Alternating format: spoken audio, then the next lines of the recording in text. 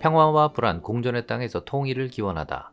북한의 연평도 포격 도발 14주년을 한 달 앞두고 한국 거주 외국인 유학생들에게 한반도의 안보 현실을 알리기 위한 국제대학생 분단 현장 체험 통일 워크숍이 10월 15일부터 16일 1박 2일 일정으로 인천광역시 옹진군 연평면 연평도에서 열렸다.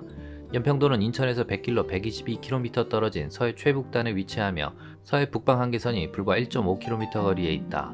남북통일운동 국민연합이 주최하고 통일부가 후원한 이번 통일 워크숍에는 유학생과 탈북민 등 30여 명이 참가했는데, 최근 남쪽 국경을 영구 차단, 봉쇄하려는 행동을 취하는가 하면 포병 여단에 사격 준비 태세 지시를 내리는 등 한반도를 둘러싼 군사적 긴장이 그 어느 때보다 고조되고 있는 가운데 열려 의미를 더했다.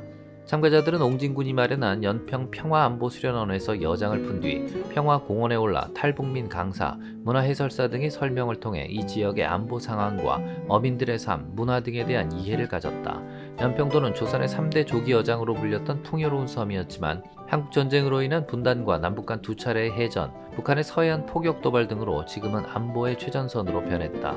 참가자들은 평화공원에서 2차 해전 때 전사한 6명의 호국영령 추모비를 찾아 묵념하고 2010년 11월 23일 북한의 포격으로 산화한 서정호 화사 추모 언덕도 방문해 산화시 모자에서 튕겨나간 근처 나무에 박힌 화사의 별 모양의 해병대 모표를 보며 아직도 끝나지 않은 분단의 현실을 직감했다.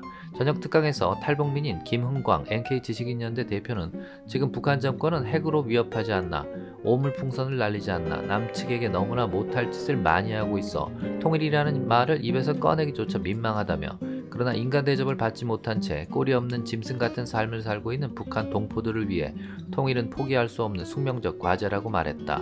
이어 지금 북한 정권은 탈북을 막기 위해 철조망과 고압선 설치도 모자라 강바닥에 송곳 철판까지 깔아놓는 등 반인륜적 범죄를 자행하고 있다며, 숱한 사선을 넘어 탈북한 3만 3천여 명의 탈북민과 함께 끝까지 포기하지 말고 북한 동포를 위해 통일의 문을 열어나가야 한다고 호소했다.